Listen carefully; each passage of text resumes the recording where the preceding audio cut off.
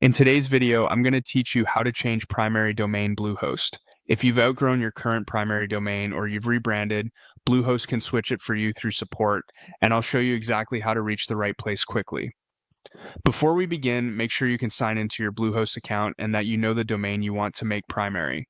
It helps to have your current primary domain and the new domain name handy, since support will ask for them and may verify your account. Start by heading to the My Account page in your Bluehost dashboard.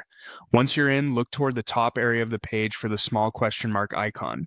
That icon opens Bluehost's Help menu, which is the fastest path to the team that handles primary domain changes. Click the question mark to open the Help options. In the Help options, select Knowledge Base. This takes you to Bluehost's Help Center, where you can browse articles if you want background on what changes when a primary domain is updated. For this task, we're using the Help Center mainly as a gateway to contact support.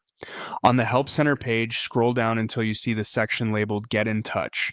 This area gathers all the official contact methods in one spot, so you don't have to hunt around the site for the right form. Click Chat with Support.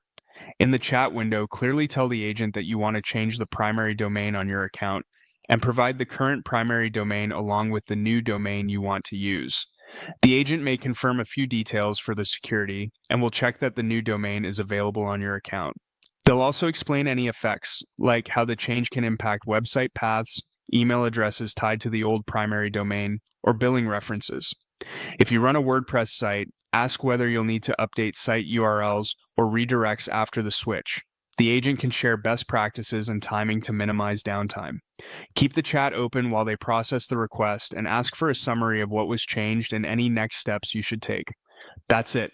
By navigating through My Account, opening the Help menu, visiting the knowledge base, and using Get in Touch to start a live chat, you can request a primary domain change quickly and confidently.